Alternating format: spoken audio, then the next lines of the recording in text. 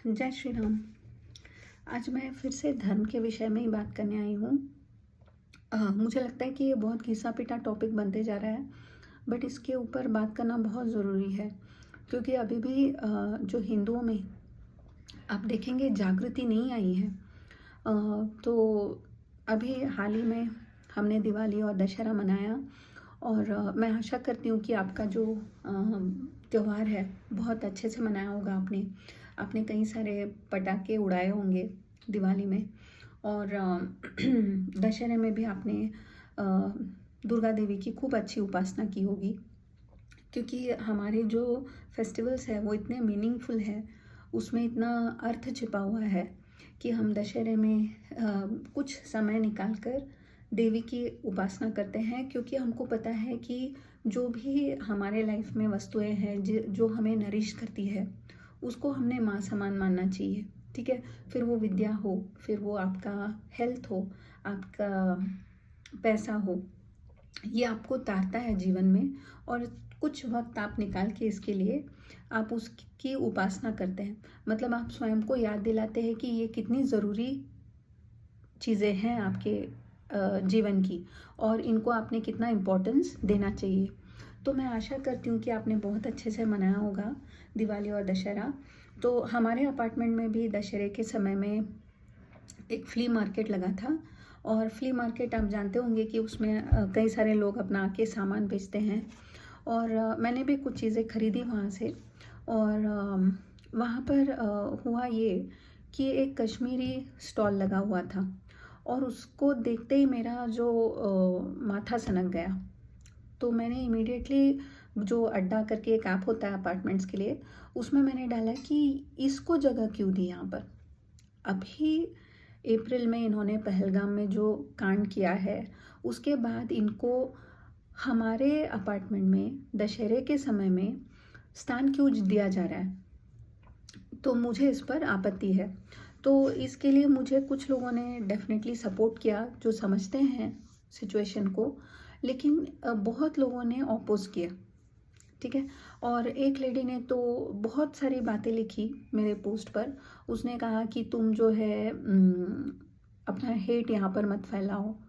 वो लोग मेहनती लोग हैं, परिश्रमी लोग हैं, वो भी परिश्रम से पैसा कमाने आए हैं, दो पैसा कमाने आए हैं। जिस प्रकार बाकी लोगों ने बुक किया है स्टॉल, उन्होंने भी बुक किया है, और तुम कौन होती हो कि उन्होंने आकर यहाँ नहीं बेचना चाहिए ऐसे कहने वाली। तुमको नहीं खरीदना है, तुम मत खरीदो, तुम उनको क्यों बोल रही हो, लाइक दैट। तो उसका एक तरह से ऐसा था कि तुम जो है, तुम्हारा एटीट्यूड जो है वो हेटफुल है, और तुम कुछ टेररिस्ट का जो कुछ टेररिस्ट ने जो किया है उसका जो है ब्लेम तुम पूरे कम्युनिटी पर लगा रही हो। तो ये नॉर्मल आपको दिखेगा कि हिंदू जो होता है, एवरेज हिंदू, जिसको मतलब ठीक है, अगर आपको बात की समझ है फिर आप बोल रहे हैं तो ठीक है। ना समझे में जो बात करते हैं ना हिंदू, वह आपको सबसे ज़्यादा खटकेगा, क्योंकि वो बुद्धिहीन की तरह आर्ग्यू करते हैं, उनके पास पॉइंट्स नहीं होते हैं। क्योंकि मैं आगे आपको और बताऊंगी कि उसने क्या क्या लिखा मेरे पोस्ट पर, बट उसका जो सारांश था ये था। तो मैंने उसको इमीडिएटली लिखा कि देखो, ये पोस्ट जो है वो डिस्कशन के लिए नहीं है, मैं सिर्फ अपना व्यू पॉइंट कन्वे करना चाहती हूँ एसोसिएशन को, कि मुझे ऐसे लोगों को नहीं देखना है अपने अपार्टमेंट में। जिन लोगों ने मतलब टूरिस्टों पे हमला किया, उनको मुझे अपने अपार्टमेंट में नहीं देखना है। और मेरे दशहरे में, स्पेशली मेरे दशहरे दिवाली में, उसने आकर यहाँ पर मुंह उठा के आना नहीं चाहिए, और मुझे सामान भी नहीं बेचना चाहिए। तो इस पे वो भड़की कि नहीं, तुमने अपार्टमेंट के अड्डा ऐप में अगर तुमने डाला है तो तुम be prepared to get criticism. इस तरह से नहीं चलेगा कि तुम ये जो है पर्सनल मैसेज है ऐसा लिख के भाग जाओ।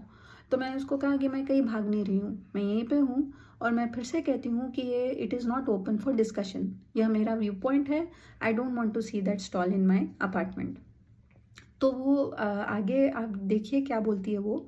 उसने कहा कि अच्छा, तो इसका मतलब ये हुआ कि मुंबई में तो इससे बड़ा अटैक हुआ था जिसमें इससे भी ज़्यादा लोग मरे थे, तो क्या हम लोगों ने मुंबई कर को भी बैन कर देना चाहिए। और कितनी निरर्थक बातें तुम कर रही हो। जो लोग मरे थे उसमें सिर्फ हिंदू ही नहीं थे, उसमें एक क्रिश्चियन भी था, कुछ मुसलमान भी मरे थे। फिर मुझे उसको करेक्ट करना पड़ा 2 काउंट्स पर। मैंने उसको कहा कि पहले तो झूठ फैलाना बंद करो, वहाँ पे जो मारे गए थे वो सारे के सारे हिंदू थे। एक क्रिश्चियन मारा गया था, वो इसलिए मारा गया था क्योंकि वो जो उन लोगों का प्रार्थना या जो भी होता है वो बोल नहीं पाया, ठीक है, और इसलिए उसको काफिर मान के उन्होंने मार दिया। लेकिन बेसिक उनके टारगेट पे जो थे वो हिंदू थे। 26 हिंदू मारे गए वो, और वो इसलिए मारे गए क्योंकि वो हिंदू थे। इसको कितना भी आप शुगर कोट करें, मैं मानने को तैयार नहीं हूँ कि वो धर्म के आधार पर नहीं मारे गए। अगर वो उनका धर्म हिंदू नहीं होता तो वो बचे होते आज भी। दूसरी बात मैंने उसको यह बताई कि वहाँ पे कोई मुसलमान मारा नहीं गया था। जो पहलगाम में हादसा हुआ था वो टारगेटेड था towards a Hindu in their land. उनको पता है कि ये हिंदू बहुल्य राष्ट्र है, तो यहाँ की मिट्टी पे आकर उन्होंने हमारे लोगों को मारा है, उनके धर्म को पूछकर। और उनका अपराध क्या है कि वो हिंदू थे, यही उनका अपराध था। तो इस पर उसने जो लिखा कि अच्छा तो फिर मुंबई में इससे बड़ा अटैक हुआ तो तुम्हारे हिसाब से तो मुंबईकर को भी हमने बैन कर देना चाहिए।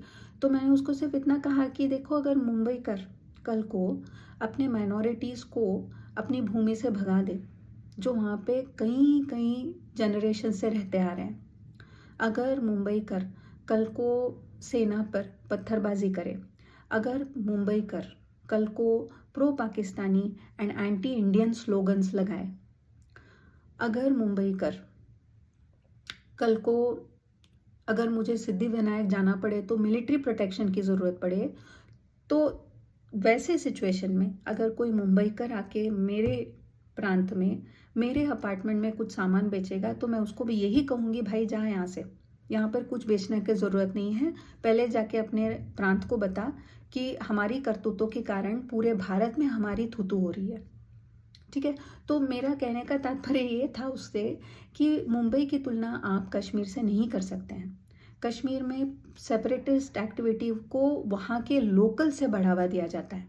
वहाँ पर यह रेगुलर चीज़ हो चुकी है कि वहाँ पर अगर मिलिट्री जाती है, इंडियन मिलिट्री के छोटे छोटे जवान होते हैं वो लोग, किसी के घर का चिराग होते हैं वो लोग, ठीक है, किसी के घर का दिया होता है वो लोग, वो माता पिता अपने दिल पर पत्थर रख के उन सोल्जर्स को वहाँ पर भेजते हैं। किस लिए भेजते हैं?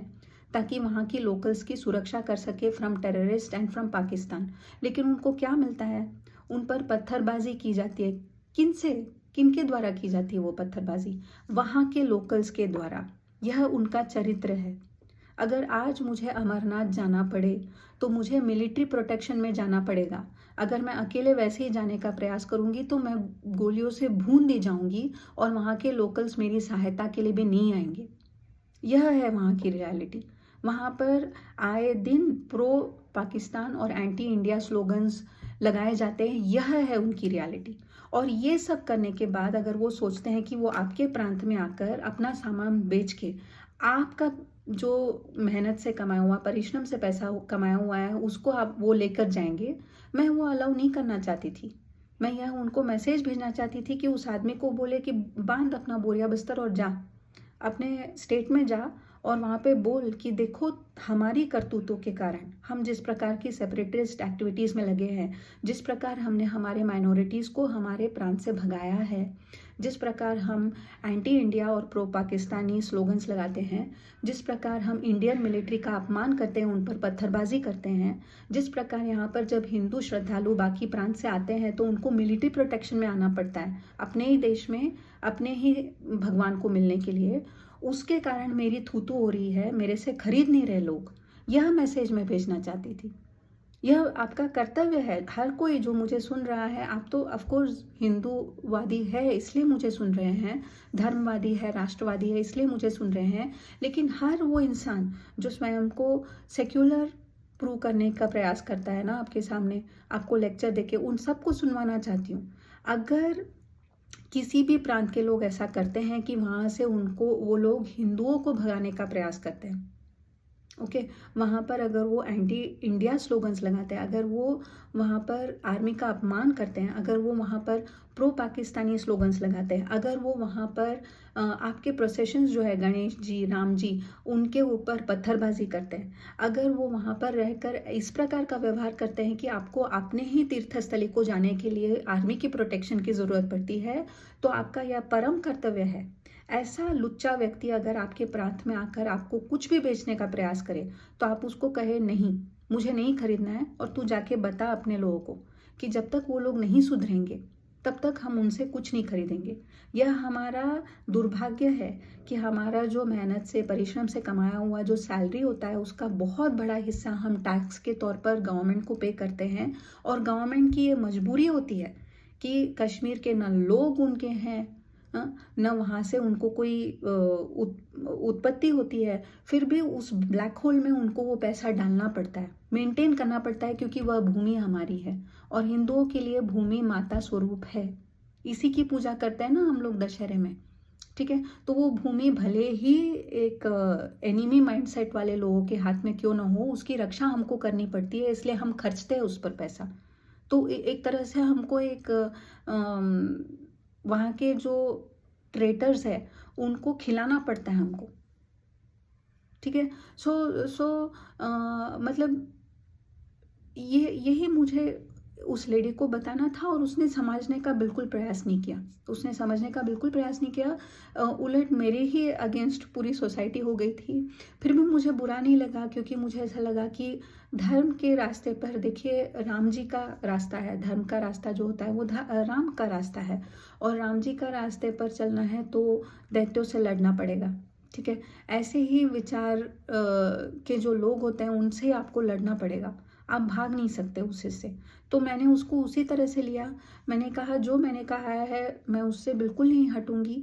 मैं बिल्कुल यह मानती हूँ कि जो व्यक्ति ऐसे एक प्रांत से आता है जो एंटी इंडिया एक्टिविटी में लगा है, he doesn't deserve our respect, much less business from अस।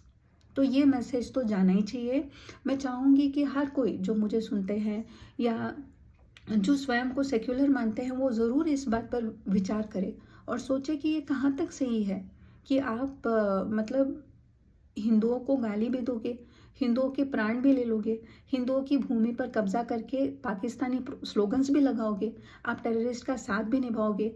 आपके यहाँ तीर्थस्थली में आना है तो हमको आर्मी प्रोटेक्शन में आना पड़ेगा, अगर हम वहाँ पर जीविका कमाने आते हैं तो हम भून दिए जाएंगे। अगर ऐसी स्थिति है तो आप क्यों चाहते हैं कि हिंदू आपसे खरीदे, ठीक है। ऐसे लोग से हिंदू खरीदने को बाध्य क्यों हो, इट्स नॉट माई हेडेक। तो ये मैसेज तो जाना ही चाहिए ऐसे टेररिस्ट माइंडसेट वाले लोगों को, और जो भी स्वयं को सेक्युलर समझते हैं। अगर आप सच के सेक्युलर है तो अपनी कम्युनिटी के लिए भी खड़ा होना सीखें। अगर आप डरते हैं कि अगर मैं सच बोल दूंगी या मेरे कम्युनिटी का साथ निभाऊंगी तो दूसरी कम्युनिटी के लोगों को बुरा लगेगा, अगर यह आपकी सोच है तो आप सेक्युलर नहीं हैं, ठीक है। आप फेक सेक्युलर है, आप धर्म का रास्ता नहीं चुन रहे हैं, आप धर्म का साथ नहीं निभा रहे हैं, आप व्यक्ति को देख के सोच रहे हैं कि इसके सामने मैं क्या बोलूँ क्या ना बोलूँ। तो वो कोई बहुत it is not a quality of a पंथ निरपेक्ष पर्सन। अगर आप पंथ निरपेक्ष होते तो आप उतना ही बात वहाँ के माइनॉरिटी हिंदुओं के लिए करते जो जाके सड़ रहे हैं रेफ्यूजी कैंप्स में। कई लोगों ने अपनी जान गंवाई है बहुत भयावह परिस्थितियों में इन 1990s मिलिटेंसी अटैक। तो आप वो सब सोचते और आप कहते कि नहीं, मैं अपने कम्युनिटी के लिए भी खड़ा होऊंगा या खड़ी होऊंगी और मैं उनके लिए भी बात करूंगी, ठीक है। तो यही मुझे कहना था। मैं आशा करती हूँ कि आपको मैसेज समझ में आया होगा मैं क्या कहने का प्रयास कर रही हूँ, और बस यही कहते हुए मैं अपना वीडियो समाप्त करती हूँ। जय श्री राम।